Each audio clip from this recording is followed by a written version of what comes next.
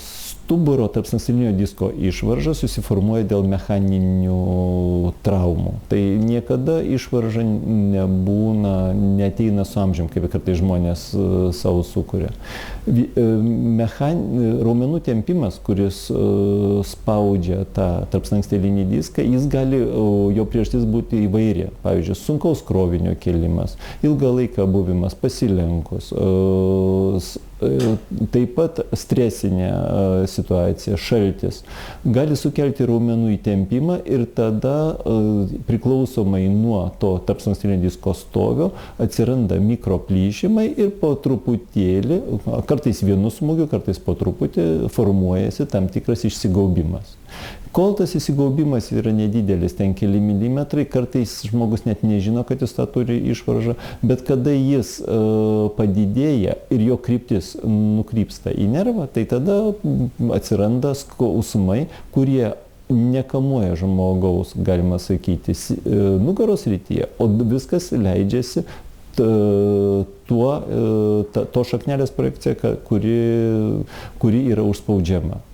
Dažniausiai nukenčia mūsų apatiniai tarpslanksteliniai diskai L5, S1, L4, L5 ir vieni neša skausmą per visą koją iki mažojo piršto, kitą vietą užspaudžius tirpsta didysis pirštas, skauda blauzdą ir pagal tai neurologai kartais net be papildomo tyrimo gali pasakyti taip, jūsų nervas užspaustas ir jų tikėtina, kad jūs turite tarpslankstelinio disko išvaržą. Dabar atsiradus geriems tyrimo būdams, tai galime mes patvirtinti kompiuterinę tomografiją, magnetiniu rezonansu, tačiau labai dažnai tenka susidurti su pacientais, kuriems tik suskaudo nugarą, pasidarė nuotrauką ir atbėga šaukdami, kad aš turiu išvaržą, reikia išvaržą jau gydyti, tikriausiai operuoti. Žmonės būna smarkiai pasimetę. Ne kiekviena išvarža duoda skausmą. Skausmą duoda dažniausiai taip vadinama ne vidinė, o šiek tiek iš šono nukrypusi išvarža. Ir kadangi priežastis yra mechaninė, kodėl suspaudė tarpslankstelinį diską ir išsipūtė tas burbulas, tai lygiai taip pat mes galim ir gydyti mechaniškai. Nebūtina iškart imtis vaistų ir užtenka žmogui kartais atsigulti į lovą, atsipalaiduoti, pagulėti, pašildyti nugarą, jau jam šiek tiek palengvėja, nustoja. Tik užtenka atsistoti, vėl visas spaudimas eina tarpslankstelinio disko ir burbuliukas pasipučia ir paspaudžia tą nervą. Apie įvairias fizioterapinės procedūras pakalbės mano kolega, o šiek tiek pabandžiau papasakoti apie tai, kaip susiformuoja ta bėda. Bet dar kartą kartoju, ne kiekviena išvarža reikalauja operacinio gydymo. Tai nusprendžia neurologiniai požymiai, ar yra nervas užspaustas, ar smarkiai užspaustas nervas, ar jis pasiduoda lengviem terapiniam priemonėm, ar panaudojus kartu vaistus ir kitas priemonės, ar stebima tendencija, kad gerėtų, kad atsitrauktų ta išvarža nuo nervo. Tokiu būdu sprendžia daktaras, kada siūsti pas neurochirurgą, kad spręsti reikalinga ta operacinis gydymas ar ne. Mes labai džiaugiamės, kai mūsų centre atsirado stuburo tempimo aparatas, kad galim pritaikyti ir šitą būdą papildomai, nes jis yra tikrai fantastiškai efektyvus. Seniau buvo naudojami įvairūs kitokie tempimo būdai, tai ir vertikalios vonios, ir mechaniniai įvairūs tempimo būdai, kurių metu daktaro patirtis lemdavo, ar tu kokį svorį pakabinsi, kiek ištempsi. O kada viską tvarko kompiuterinės programos, aišku, mums žymiai tai yra patogiau. Galų gale mes galim nepersistengdami tą tarpslankstelinį disko išvaržą tiesiog įsiurbti atgal ir tikrai gana efektyviai tas dalykas tvarkomas. Aišku, yra išimčių, bet ko negalima. Suskauda nugarą, bėgsiu prasitempti. Jeigu ten yra uždegimas, jeigu ten yra infekcinės kilmės nugaros skausmai, jeigu ten yra lūžimas, trauminės kokia kilmė, tempimai, aišku, yra draudžiami. Vėlgi, nugaros skausmai apskritai yra labai dažna problema. Žmonės dabar skundžiasi pakankamai dažnai ir apskritai per gyvenimą beveik visi patiria, kas yra nugaros skausmai, ar tai kaklo, ar krūtinės dalies, ar juosmens. Didžioji tų skausmų dalis yra nespecifinė, tai vėlgi tai reiškia, kad nerandama kažkokios labai aiškios priežasties.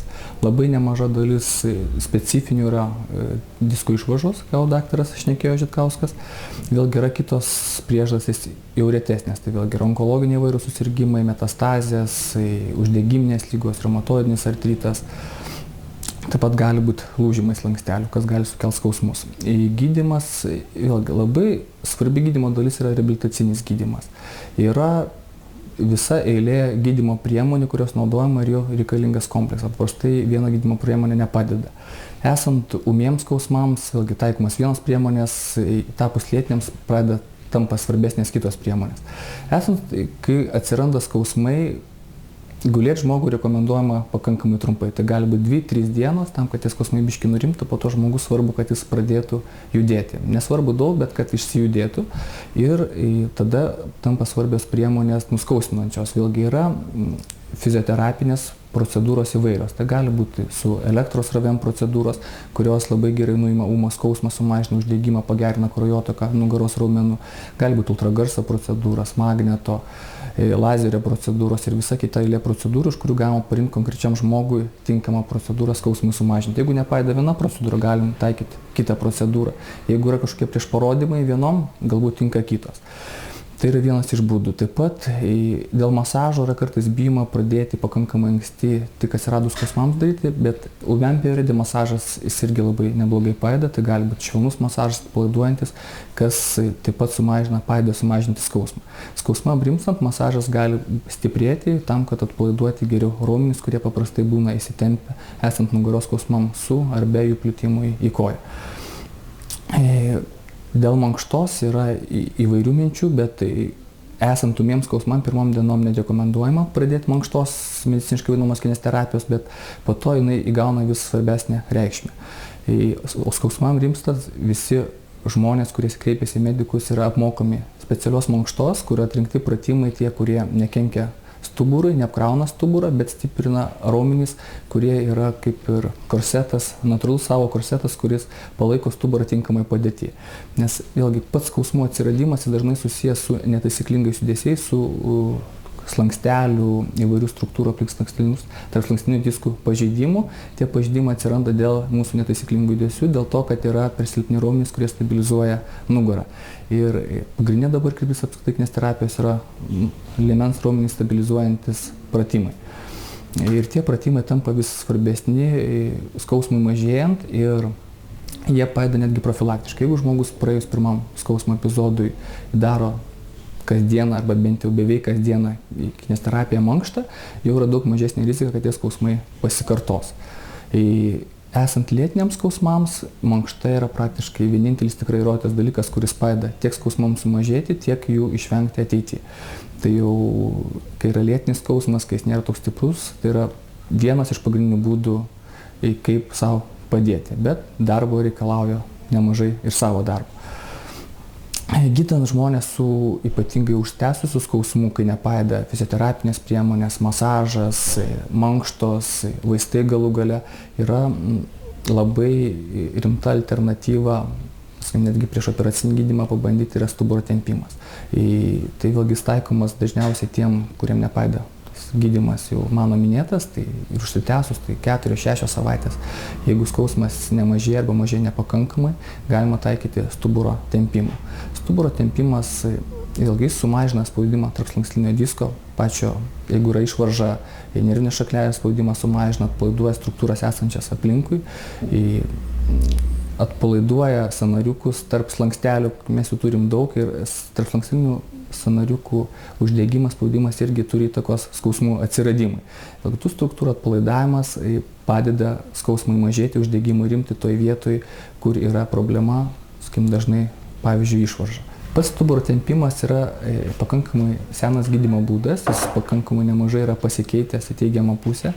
Anksčiau būdavo taikomas tik tai pastovus tempimas, tai tempdavo arba daktarai savo rankom, paciento svorį panaudojant arba tam tikrus svorius naudojant, bet Atliekant tyrimus yra rasta, kad pastovus tempimas kartais netgi gali padidinti spaudimą tarpslankstiniam diske, nes mūsų raumenys yra labai stiprus nugaros ir jeigu jie priešinasi tempimui spazmuoja, tai gauna netgi priešingą efektą. Todėl buvo ieškota tų metodų, kaip tą tempimą padaryti labiau efektyvų ir dabar taikomi tempimai su naujais tempimo stalais, kur pats tempimas programuojamas, tai nėra pastovus tempimas, yra patempiama, atleidžiama, tas padeda išvengti raumenų spazmo, įstempimo ir naudojant mažesnį svorį pasiekti maksimalų efektą. Todėl dabar jau pamatuota tiksliai, nuo kokio svorio reikia pradėti, iki kokio svorio taikyti tą tempimą, kad ir būtų nepakenkiamos stuburo struktūros, plus gautume maksimalią naudą. Pats tempimas jis trunka. Kartais žmonėms yra baisu iš tikrųjų tempimo stalas, kai išgirsta, bet iš tikrųjų ta procedūra jinai nėra skausmingos, metu neturi skaudėti. Pats tempimas trunka 20-25 minutės priklausomai nuo vietos, žmogus patogiai guli ir aparatas atlieka savo darbą.